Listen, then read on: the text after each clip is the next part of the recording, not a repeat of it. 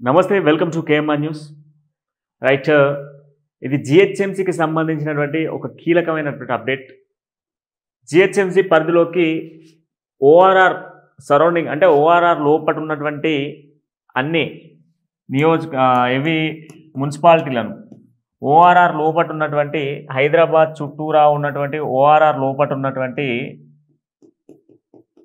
మున్సిపాలిటీలను జిహెచ్ఎంసీలో విలీనం చేసేందుకు, జిహెచ్ఎంసీలో కలిపేందుకు ఈ యొక్క కాంగ్రెస్ ప్రభుత్వం ఏర్పాట్లను సిద్ధం చేస్తూ ఉన్నది. ఇటుపోతే ఫిర్యాదుగూడ, బోడుప్పల్, దమ్మాయిగూడ, అటుపోతే అమీన్పూర్ సైడ్, పటాన్ చెరువు సైడు, ఇటు మహేశ్వరం సైడు, మళ్ళా ఇట్లా జిహెచ్ఎంసీ పరిధిలో దాదాపు చాలా అంటే సిటీ అవుట్స్కట్స్లో చాలా అమీన్పూర్ కావచ్చు, లేదనుకుంటే ఇటు బండ్లగూడ సైడ్ అటు సైడ్ కావచ్చు, ఇవన్నీ కూడా వేరు మున్సిపాలిటీలు ఉన్నాయి. ఇప్పుడు ప్రత్యేకంగా ఈ అన్ని మున్సిపాలిటీలను తీసుకొచ్చి జిహెచ్ఎంసీలో విలీనం చేసేందుకు అన్ని మున్సిపాలిటీలను తీసుకొచ్చి జిహెచ్ఎంసీలో విలీనం చేసేందుకు ప్రభుత్వం ఏర్పాట్లను సిద్ధం చేస్తూ ఉన్నది. జిహెచ్ఎంసీలో విలీనం చేయడానికి అసలు కసరత్తులు ఏం చేస్తూ ఉన్నది, జిహెచ్ఎంసీలో ఎందుకు విలీనం చేయబోతూ ఉన్నది అనేది ఈరోజు మనం మాట్లాడుకుందాం. ప్రస్తుతం ఉన్నటువంటి సిచ్యువేషన్లో రాష్ట్ర సర్కార్ కాంగ్రెస్ దగ్గర బడ్జెట్ లేదు, జిహెచ్ఎంసీ నుంచి సోర్స్ ఆఫ్ ఇన్కమ్ లేదు. ఈ మధ్యకాలంలో జిహెచ్ఎంసీ నుంచి ఏమున్నది, వచ్చిన బిల్లులు ఏమున్నాయంటే కన్స్ట్రక్షన్స్కి సంబంధించినటువంటి బిల్లులు, రిజిస్ట్రేషన్ బిల్లులు, ఇవి తప్ప వేరే ఇన్కమ్ ఏం కనబడతలేదు. ఎంత బడ్జెట్ జిహెచ్ఎంసీ కేటాయించినా ఎప్పుడైనా జిహెచ్ఎంసీ లోటు బడ్జెట్లోనే ఉంటుంది. ఎందుకు అనంటే జిహెచ్ఎంసీ అని అంటేనే ఎప్పటికీ అప్పుల కుప్పే. ఈ సిచ్యువేషన్స్ ఉన్నాయి. అయితే ఈ పక్కన సరౌండింగ్లో అంటే ఓఆర్ఆర్ లోపల ఉన్నటువంటి అన్ని మున్సిపాలిటీలను తీసుకొచ్చి జిహెచ్ఎంసీలో కలపడం వల్ల జిహెచ్ఎంసీ బలపడుతుంది. అండ్ దాంతోపాటుగా జిహెచ్ఎంసీ లిమిట్స్కి వచ్చినప్పుడు చాలా వరకు బెనిఫిట్స్ ఉంటాయి. మిగతా సిటీ సరౌండింగ్స్లో వాళ్ళకు కూడా హౌస్ ట్యాక్సెస్ పెంచవచ్చు, మున్సిపల్ ట్యాక్సెస్ పెంచవచ్చు. దాంతోపాటుగా అన్ని బిల్లులు కూడా మళ్ళీ జిహెచ్ఎంసీ ఆఫీస్కి వస్తాయి కనుక వీటిని జిహెచ్ఎంసీలో ఇంక్లూడ్ చేయాలని చెప్పేసి రాష్ట్ర ప్రభుత్వం నిర్ణయం తీసుకున్నది. అయితే నిర్ణయం ఓకే. ఇప్పుడు జిహెచ్ఎంసీ అనేటువంటి జిహెచ్ఎంసీని ఎన్ని విభాగాలు చేయాలనుకుంటుంది అని అంటే ఫస్ట్ 4 విభాగాలు అనుకున్నారు. దాని తర్వాత 2 విభాగాలను మళ్ళీ అనుకున్నారు. ఇక్కడ 4, ఇక్కడ 2. అయితే ఈ 2 విభాగాలలో 4 విభాగాలు అంటే ఈస్ట్, వెస్ట్, నార్త్, సౌత్ అన్నట్టు. ఈస్ట్, వెస్ట్, నార్త్, సౌత్ డైరెక్షన్స్లలో తీసుకునేటువంటి అవకాశాలు ఉన్నాయి. దాంతోపాటుగా ఇక్కడ ఈస్ట్ వెస్ట్ యాంగిల్లో తీసుకుంటారు. 2 అయితే ఇప్పుడు దీంట్లో ఏం జరుగుతుంది అని అంటే ఒకవేళ 4 వేస్తే ఒక్కొక్కరికి పోతుంది. ఎట్లా పోతుంది అని అంటే ఎగ్జాంపుల్ మనం మాట్లాడుకుందాం. ఇప్పుడు ఈ యొక్క 4 నియోజకవర్గాలను ఒకవేళ 4 జిహెచ్ఎంసీలను ఇలా ఇంక్లూడ్ చేస్తే ఇప్పుడు ఈ జిహెచ్ఎంసీని 4 విభాగాలు చేసింది. ఈ 4 విభాగాలు చేసింది ఓఆర్ఆర్ను. 4 విభాగాలు చేస్తే ఒక విభాగం వచ్చేసి ఓఐసి, ఏది ఓల్డ్ సిటీకి పోతుంది, ఎంఐఎం.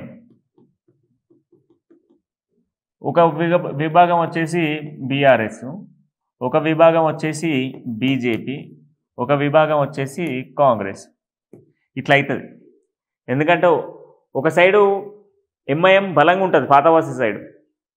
ఇంకో సైడ్ చూస్తే బీఆర్ఎస్ మస్తు గట్టిగా ఉంటుంది. మళ్ళీ ఇంకో సైడ్ చూస్తే బీజేపీ ఉన్నది, ఇంకో సైడ్ చూస్తే కాంగ్రెస్ ఉన్నది. ఇట్లా 4 విభాగాలలో 4 పార్టీలకు చీలికపోయేటువంటి అవకాశాలు ఉన్నాయి. రేపు ఏ ఎన్నికలు వచ్చినా కూడా ఏ విభాగంలో గెలిచిన పార్టీ ఆ విభాగంలో ఇంకా బలోపేతంగా మారుతుంది తప్ప ఇంకో పార్టీ ఆడ గెలిచేటువంటి అవకాశాలు ఉన్నాయి 4 విభాగాలు చేస్తే. ఎగ్జాంపుల్ ఉప్పలు, లేదనుకుంటే ఇటు లేకపోతే ఇటు ఎల్బీ నగర్ లేదా మన మహేశ్వరం, ఈ నియోజకవర్గాలు తీసుకుంటే మహేశ్వరం ఈ సైడ్ అంతా కూడా ఒకవేళ బీజేపీ గెలిచింది అనుకో, ఇక పర్మనెంట్గా ఆడ బీజేపీకి care of address for BJP. Uppal side కంప్లీట్గా చూసుకుంటే ఈ ఉప్పల్, రామంతాపూర్, ఈ సికింద్రాబాద్ ఇదంతా చూసుకుంటే బీఆర్ఎస్ గెలిస్తే, పటాన్ చెరువు సైడ్ కాంగ్రెస్ గెలిచింది అనుకోండి, మళ్ళీ పోతే ఓల్డ్ సిటీ అంతా ఎవరు గెలుస్తారు, ఎంఐఎం గెలుస్తుంది. ఈ యాంగిల్ వస్తుంది. దాని తర్వాత ఏమవుతుంది అంటే ఏ ఎన్నిక వచ్చినా, అసెంబ్లీ ఎన్నికలు రాని, కార్పొరేషన్ ఎన్నికలు రాని, ఇంకేదైనా రాని, లోకల్ ఏ ఎన్నికలు వచ్చినా ఏ పార్టీ, ఈ 4 వీటిలల్లో ఏ పార్టీ గెలుస్తుందో ఆ పార్టీలే గెలుస్తాయి ఆడ. దీనివల్ల ఏమవుతుంది అంటే కంప్లీట్గా ఆదాయం అనేది జిహెచ్ఎంసీకి తగ్గిపోతుంది. ఏ నాయకత్వం ఆ నాయకత్వమే చూసుకుంటుంది. అక్కడ మరింత బలోపేతంగా తయారవుతారు తప్ప వేరే ఆప్షన్ లేదు. ఇక 2 విభాగాలు చేసింది అనుకో, 2 విభాగాలు చేస్తే ఏమవుతుందంటే ఇక్కడ ఓల్డ్ సిటీని ప్రత్యేకంగా ఒక విభాగం చేయాలి అని చెప్పేసి ప్రయత్నాలు చేస్తుంది. ఓల్డ్ సిటీని ఒక విభాగం చేస్తే ఇక్కడ కంచుకోట అండ్ దాంతోపాటుగా ఏమవుతుంది అంటే రేపు పొద్దుగాల అక్కడ ఒక మతపరమైనటువంటి ఏరియాగా మారబోతుంది. వేరే కార్యక్రమాలు ఉండవు, ఇక్కడ వేరే పార్టీ గెలవదు. అండ్ దాంతోపాటుగా ఓల్డ్ సిటీ అంతా కూడా ఎంఐఎంకి కంచుకోట, ఇక కంప్లీట్ ఎంఐఎం గెలుస్తుంది. నియోజకవర్గాలు కానీ అంటే ఓల్డ్ సిటీ పరిధిలో ఉన్నటువంటి నియోజకవర్గాలు కానీ, కార్పొరేషన్లు కానీ, డివిజన్లు కానీ ఇవన్నీ కూడా ఎంఐఎంకు కంచుకోటగా మారుతుంది. ఇట్లా చేసే ప్రయత్నం చేస్తున్నారు. ఈ ఇంక్లూడింగ్ ఎందుకు అంటే ఈ జిహెచ్ఎంసీ పరిధిలోకి ఎందుకు తీసుకుపోతున్నారు ఇవి అన్నిటిని అంటే మెయిన్ రీజన్ ఏంటి అని అంటే మెయిన్ రీజన్ వచ్చేసి జిహెచ్ఎంసీ లోడ్ బడ్జెట్లో ఉన్నది. సరౌండింగ్స్లో ఉన్నటువంటి వాళ్ళ అందరినీ తీసుకుపోయి మున్సిపాలిటీని తీసుకుపోయి జిహెచ్ఎంసీలో కలిపితే వీళ్ళంతా కూడా ఆడికే వస్తారు. వీళ్ళ బడ్జెట్లు కూడా ఆడికే వస్తాయి, వీళ్ళ పన్నులు కూడా ఆడికే వస్తాయి, వీళ్ళ హౌస్ ట్యాక్సెస్ కూడా ఆడికే వస్తాయి, వీళ్ళ కన్స్ట్రక్షన్ ట్యాక్సెస్ కూడా ఆడికే వస్తాయి, దాంతోపాటు కమర్షియల్ ట్యాక్సెస్ ఆడికే వస్తాయి. ఏదైనా ఆడికే వస్తుంది కనుక అప్పుడు జిహెచ్ఎంసీకి సంబంధించిన బడ్జెట్ను పెంచుకోవచ్చు అని చెప్పేసి అనుకుంటుంది. కానీ ఆ విధంగా చేయడం వల్ల ఇప్పటికే వీళ్ళకి సంబంధించి అవుటర్స్కి సంబంధించినటువంటి కార్పొరేషన్స్ ఇటు ఉప్పల్ కానీ, బండ్లగూడ కానీ, లేదనుకుంటే మనం పోతే ఫిర్యాదుగూడ, ఇవన్నీ కార్పొరేషన్లకు సంబంధించిన పదవీకాలం అయిపోయింది. ఆల్రెడీ జనవరి ఫిబ్రవరిలోనే అయిపోయింది వీళ్ళకి సంబంధించి. సర్పంచ్లకు సంబంధించి అయితే దాదాపు సంవత్సరం 2 సంవత్సరాలు అవుతుంది అవి అయిపోయి. ఇప్పుడు రేపు అప్పుడు నెక్స్ట్ వచ్చే జనవరి వరకు జిహెచ్ఎంసీకి సంబంధించిన పదవీకాలాలు కూడా అయిపోతాయి. ఎలక్షన్స్ పెట్టాలి, జిహెచ్ఎంసీని ఇంక్లూడ్ చేయాలా వద్దా అన్నటువంటి అయోమయ పరిస్థితులలో ఉన్నారు. దానిపైన కూడా రేపో మాపో నిర్ణయం తీసుకునేటువంటి అవకాశాలు కనబడుతూ ఉన్నాయి.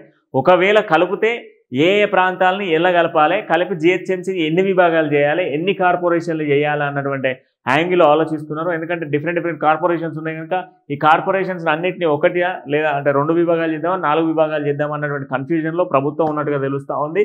ఏదేం చేసినా ప్రభుత్వం ఈ విభాగాలు చేయడం వల్ల ప్రజలకు నష్టం తప్ప ప్రభుత్వానికైతే ఆదాయం నిల్లనే చెప్పుకోవాలి.